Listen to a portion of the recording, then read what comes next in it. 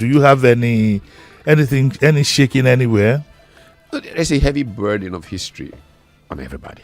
I feel sorry for the judges, but if they don't, they are toast. I don't want to ask if they don't what. So I'll just leave If they that. don't do justice, they are toast. Oh yeah, Nigeria itself is toast. Yeah, they will do that. But remember that they say one man's hero is another man's freedom fighter. Well, sure, yeah, I mean, so villain rather. I've been that for most of my adult life. Okay, but okay, let's wait till then. Yeah. But in the meantime, I'd like you to do a critique. Luckily, I mean, you're not here as Labour Party member, really. You're here as Pat Utomi, who has been so concerned about governance. And, well, we've had how many months of your friend now? As you said, the president is your friend. Can you give us like a 5-minute analysis of what's going on and what your views are on that? My view is that he's severely challenged because he has a legitimacy crisis. You can't. Oh, you think that's what it is? Oh yes, he can't govern without legitimacy. You can't. You know. So so if he wins the case, you think he will govern better? It depends on whether. Look at the concept of legitimacy and how legitimacy crystallizes. I went out of my way to discuss it in a press briefing a few weeks ago. One of the best conversations around legitimacy, I think, is that he's severely challenged because he has a legitimacy crisis. You can't. Oh, you think that's what it is? Oh yes, he can't govern without legitimacy. You can't. You know. So so if he wins the case, you think he will govern better? It depends on whether. Look at the concept of legitimacy and how legitimacy crystallizes. You earn legitimacy every day. Every day that you act in the interest. You earn or lose, actually. You earn or lose legitimacy. Yes. Every day. And so what then happens is that Nigerian politics has failed significantly because Nigerian politicians don't understand the meaning of legitimacy and service to the people. They, in thinking that politics is about grab, run, and run with it. Why am I hearing this for the second time? Oh my God! They forget that politics is about get and serve the people.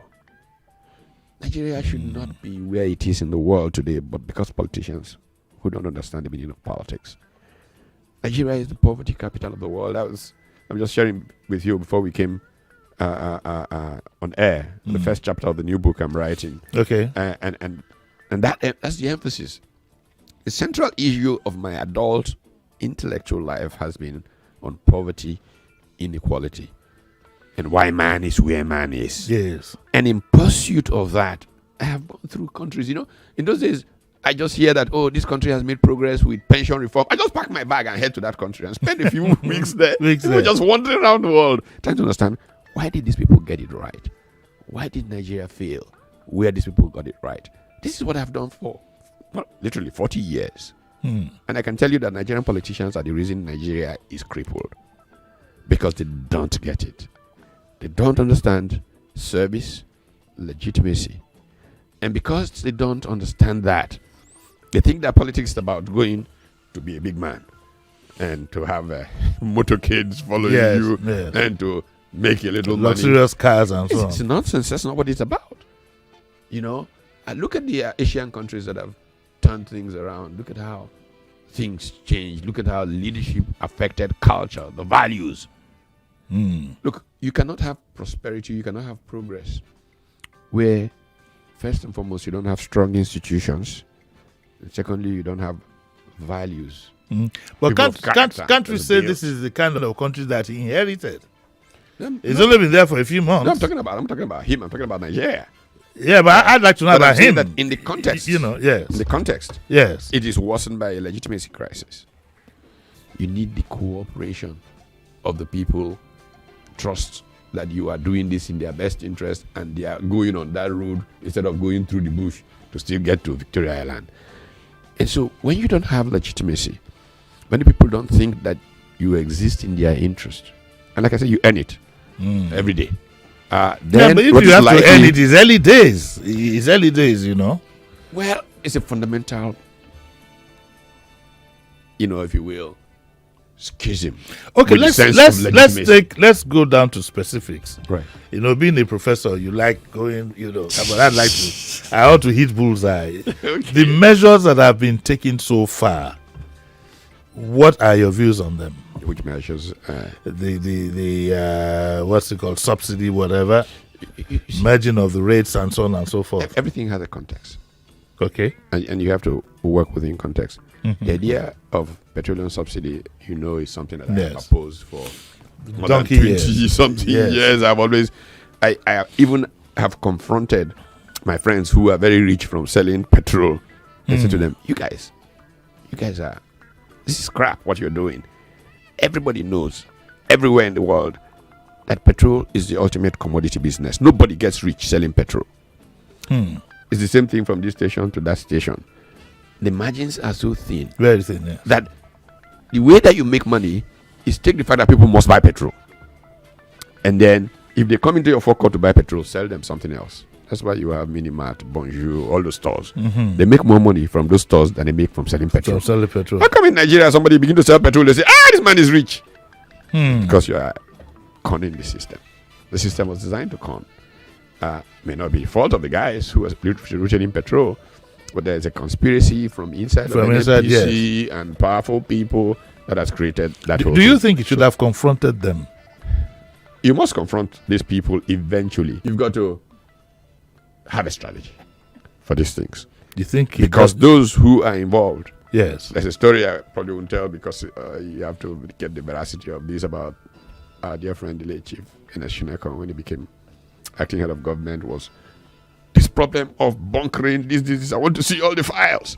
I want to see the files. Who are these people who are doing this? Oh, guy, are you sure you want to see the files? So the story, I don't know whether it's true, but a very powerful friend told us the story. One day he comes into the office and he hears all these files. What's this? He looks at it, he opens the first one. Open the second one. He just ties everything and says, who are the people who brought this thing to my office? I think I know who was involved in that. But he's so rest in peace now. Our good friend. But okay, let me return the question. If we had a Labour presidency from May 29, what do you think you would have been doing? So this gentleman has. So if you had, would you have had? Of course, there would be no legitimacy problem. There are some things, of course, that we all know we can't run away from. Yeah. But what would the Labour government have been doing? First is engagement. You've got to massively engage stakeholders. Yes. And get them before you get anything done. Yes. Get them to own where you are going, and show how it is in the interest of the greater good. Machiavelli is some guy I respect a lot. People use him badly. His profound statement about change. Nothing is more difficult to bring about than a new order of things. Because those who profit from the old order will do everything to prevent the new order from coming about. And this is the part I like the most, those who could profit from the new order do not do enough to make it happen. Because man is incredulous in his nature, not wanting to try new things until he has witnessed experience of it. The majority are the people who will benefit from the new order, but they don't have the courage or the interest to even say, let's have that new order. Because that small minority benefiting from the old order is desperately trying to keep that order going. What engagement does is that it takes ownership of the problem. But what about the policies? Would you, off the cuff, would the Labour government off the cuff had said subsidy is gone and will now be fighting helter skelter? Subsidy will be gone, but not announce it in the way it was announced. And I think part of the problem of the way it was announced was a legitimacy management issue. I think that they were trying to curry the favor of Washington. You see, we are the ones who did that thing. But it wasn't in his speech. Whatever it what is, we are told was that the document that was put together for your friend had laid out ways and means by which this would be achieved. But he just said it off. He said it himself. I mean, that's the point I'm making about legitimacy. There's this desperation for legitimacy that has created a few of the problems. I'm going to ask you a point-blank question, even though you're in opposition. Do you think that this current government has the capacity to run this country? Look, capacity, again, comes back. I don't want a lecture. Hey, Pat, you're too wise. I don't want a lecture. No, you're too wise. This is not MBA class. My people out there want to hear the nitty-gritty. And so what we are asking, capacity to run Nigeria. Do you think they have the capacity? Exists all over Nigeria. I'm not asking if, do you think this particular government has the capacity? I would not have a cabinet. I would not have 80% of the cabinet in a cabinet. I will not have 80% of it in a cabinet. I can tell you that up front. Who wouldn't you have, for example? Let's not get into that. I would not have almost all. You don't need to. All the governors. Almost all of them, not have them in a cabinet. We are not talking of governors now. We are talking about. No, I mean the former governors that are in a ministry. Oh, okay. Yes, I would not appoint almost all of them. Almost all of them. Who would be the exception? Would it be? Well, I don't know. That's the problem when you have friends in the studio. They speak so much in parables. Is it because they were governors or because individually you don't even think? Because the mindset is not a performance mindset. The mindset is a rent mindset, is a power mindset, it's not a service mindset. Yeah. So they are not going to be able to function effectively. Okay, so if there's a rerun, you never know, you might just win it. How are you going to be able to run the country with the National Assembly as currently constituted? That's an area, a tough one, isn't it? That's an area that I, as a person, yes, need to get slightly out of, because my first issue of reform in Nigeria is the National Assembly. My first issue. And the National Assembly has become an albatross that is pulling Nigeria back because there's a fundamental mindset problem. National Assembly thinks it's an alternative track. If I don't get to be governor, I'll go to National Assembly. I'll go to National Assembly, yes. And then I can. So we and the executive branch have to compete with who gets more money, who shares more. If we don't stop that, Nigeria is toast. And I believe so much that any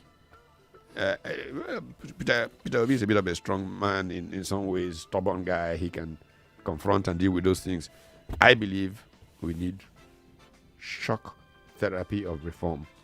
I think we must go to a constitutional conference and get us a citizen legislature and change the whole complexity of the legislative branch in the country. Maybe have just one assembly for starters. Yeah, it can be a unicameral legislature. Yes. It can be a citizen legislature. Citizen legislation means that they are not full-time members. They come together. Legical flags here. I in remember. the 60s. Yes. Waiting. This new thing that's going on in Africa. Yeah. Does it frighten you? The West African military Arab Spring. Yes. Or military spring. Well, West African Central. Central. Yeah. Yes. Sahel. West Africa. We have spring. six countries now under the military. Yeah. Well, let me be very honest with you. I think it's a result of a failure of the politicians. The politicians failed, and nature abhors a vacuum. And at some point, society had to respond. I've been saying it.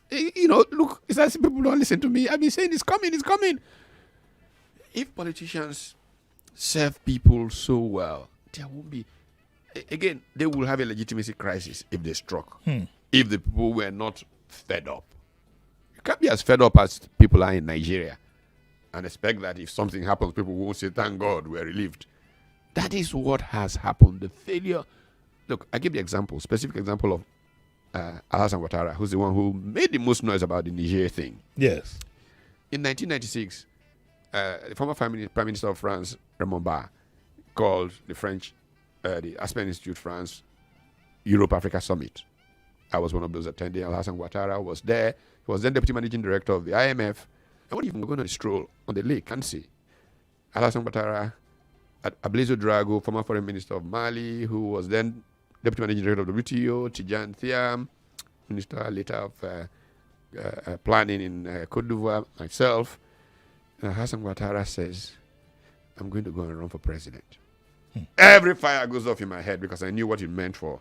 And indeed, as I feared, it led to a civil war. Eventually, he triumphed thanks to the French. Alassane Ouattara, with his exposure, with everything, goes into a third-term bid, even though he's ailing and aging. Why is that not a coup d'etat? That is a coup against the people. So, in the sense of what you're saying, do you support ECOWAS reaction? We don't have the moral courage. Oh, sorry, the moral standing to do anything. Why don't we have that moral standing? We're a democracy. Because those who are there are not democracies. No, I don't accept that they're democracies. That is the problem. Including Nigeria. In many ways, Nigeria isn't a democracy. I can say to you, by the way. If we can do things right, then we'll have the moral basis to say, hey, that boy, behave well.